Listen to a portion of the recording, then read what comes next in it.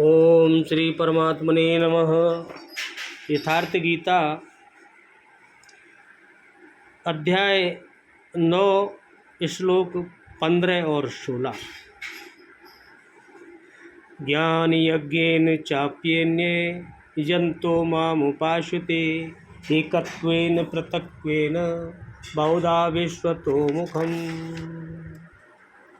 अहं कृत्रहं यज्ञं स्वधाममहमोषधम् मंत्रहम अहम एवाज्यम अहम अग्नि अहम उथम।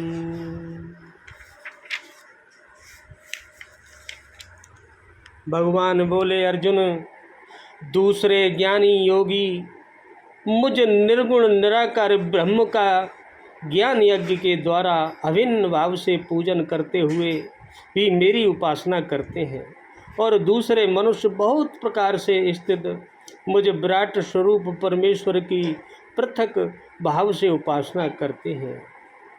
भगवान के हैं और किंतु मैं हूँ, यज्ञ में हूँ, कृत में हूँ, यज्ञ में हूँ, सुधा में हूँ, औषधि में हूँ, मंत्र में हूँ, धृत में हूँ, अग्नि में हूँ और हवन रूप क्रिया भी मैं ही हूँ। भगवान बोले,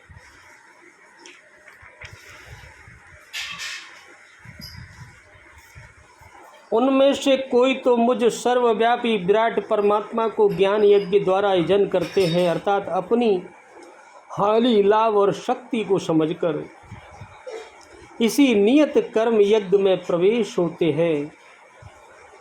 कुछ एकत्व भाव से मेरी उपासना करते हैं कि मुझे इसी में एक होना है, और दूसरे सब कुछ मुझे अलग रखकर मुझे समर्पण करके निष्काम सेवा भाव से मुझे उपासते हैं तथा बहुत प्रकार से उपासते हैं, क्योंकि एक ही यज्ञ के ये सभी ऊंचे नीचे स्तर हैं। यज्ञ एक ही है। यज्ञ का आरंभ सेवा से ही होता है, किंतु उसका अनुष्ठान होता कैसे है?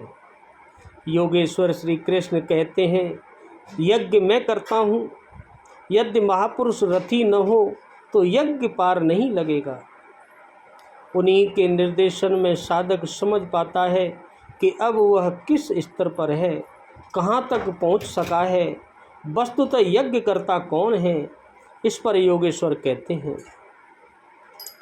क्या कहते हैं? कर्ता मैं ही हूँ, जो कर रहा है वो भी मैं हूँ।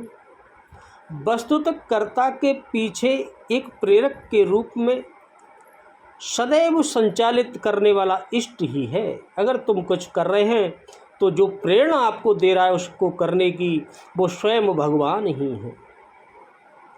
कर्ता द्वारा जो पार लगता है मेरी देन है। यज्ञ मैं हूँ, यज्ञ आराधना की विधि विशेष है। पूर्ति काल में यज्ञ जिसका सृजन करता है, उस अमृत को पान करने वाला पुरुष सनातन ब्रह्म में प्रवेश पा जाता है।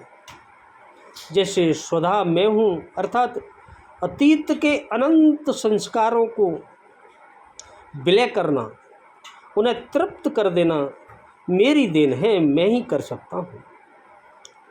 भव रोग को मिटाने वाली औषधि मैं ही हूँ। जो भव रोग है, जिसमें फंसा है इंसान, उसकी औषधि केवल एक ही है, वो है मैं ही हूँ। मुझे पाकर लोग इस रोग से निवृत्त हो जाते हैं, सदा के लिए छूट जाते हैं।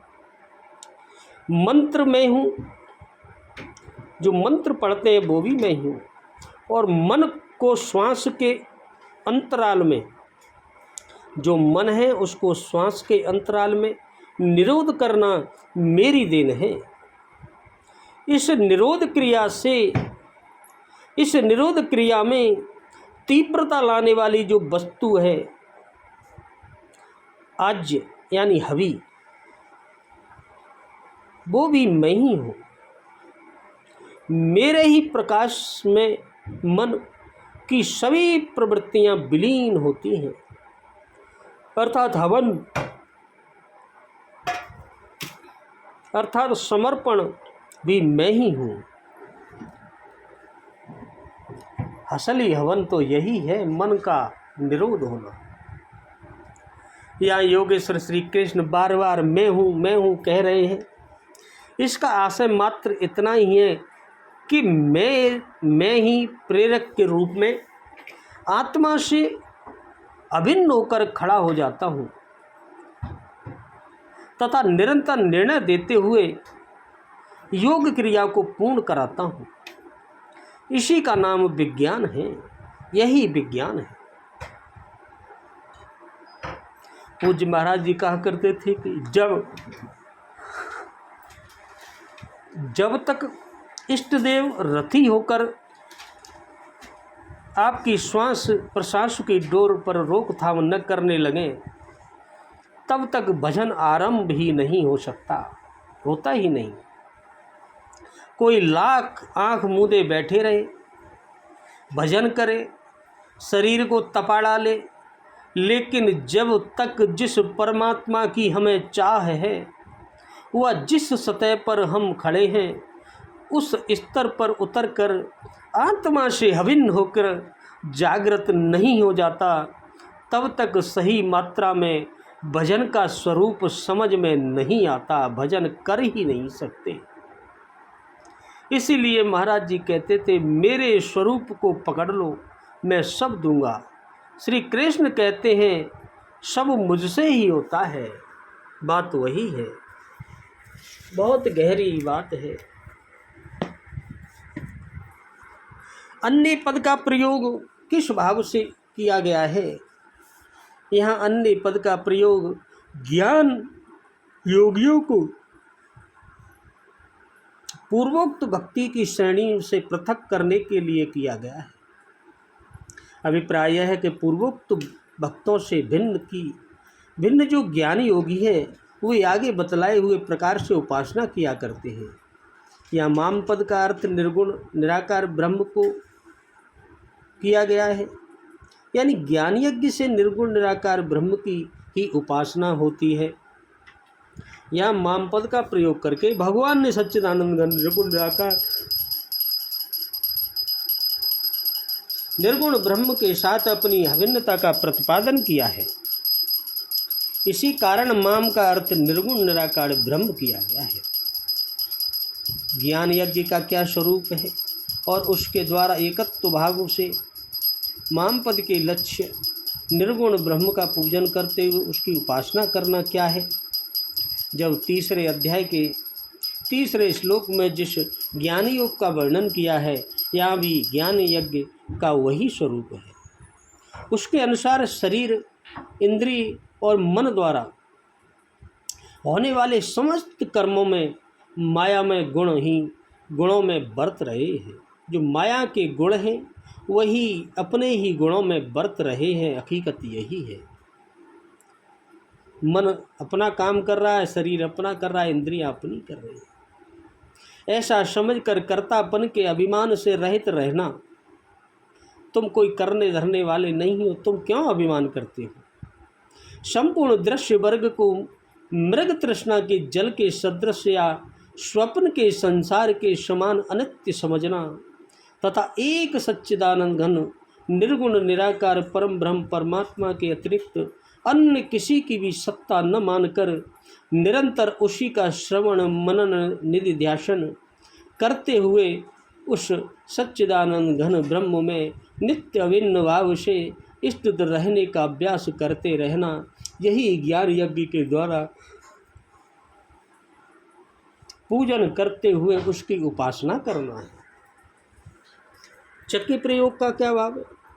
उपर्युक्त ज्ञान यज्ञ के द्वारा पूजन करते हुए उपासना करने वालों से भिन्न श्रेणी के उपासकों को पृथक करने के लिए यह इसका प्रयोग किया गया है। यानी बहुत प्रकार से स्थित भगवान के विराट स्वरूप की पृथक भाव से उपासना करना क्या है? जैसे समस्त विश्व उस भगवान से ही उत्पन्न हुआ है और भगवान ही उसमें व्याप्त है, अतः भगवान स्वयं ही विश्व रूप में स्थित है। इसीलिए चंद्रमा, सूर्य, अग्नि, इंद्र और वरुण आदि विभिन्न देवता तथा और भी समस्त प्राणी भगवान के ही स्वरूप हैं। ऐसा समझकर जो उन सब की अपने कर्मों द्वारा यथा योग्य निष्काम भाव से सेवा पूजा करता है, जो निष्काम भाव से सेवा पूजा करना है, उस बहुत प्रकार से स्थित भगवान के विराट स्वरूप को पृथक भाव से ही उपासना करना है।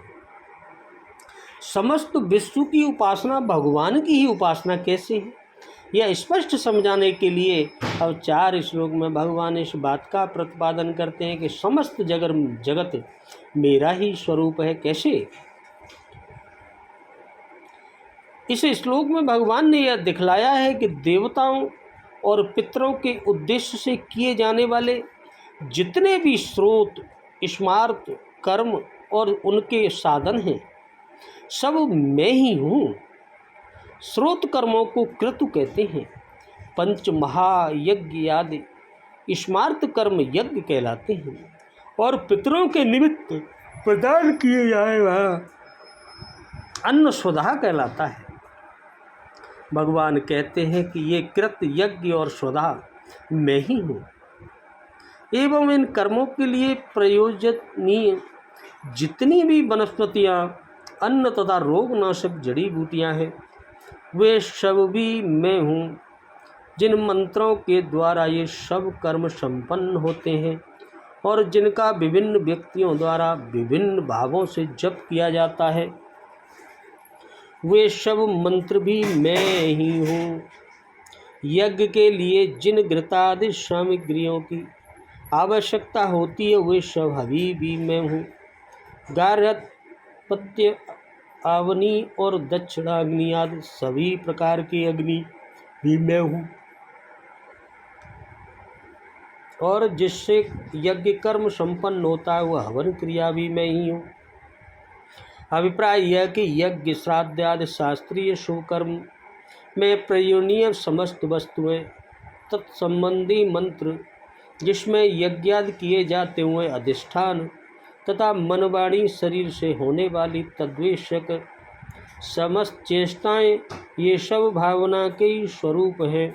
इसी बात को सिद्ध करने के लिए प्रत्येक के साथ अहम पद का प्रयोग किया गया है और एवं का प्रयोग करके इसी की पुष्टि की गई है कि भगवान के सिवा अन्य कुछ भी नहीं है। इस प्रकार विभिन्न रूपों में दिखने वाले सब कुछ भगवान ही है। भगवान का तत्व न समझने के कारण ही सब वस्तुएं उनसे पृथक दिखती हैं, अलग दिखती हैं। भगवान ने कहा। बोलो राधे राधे, जय जय श्री कृष्ण।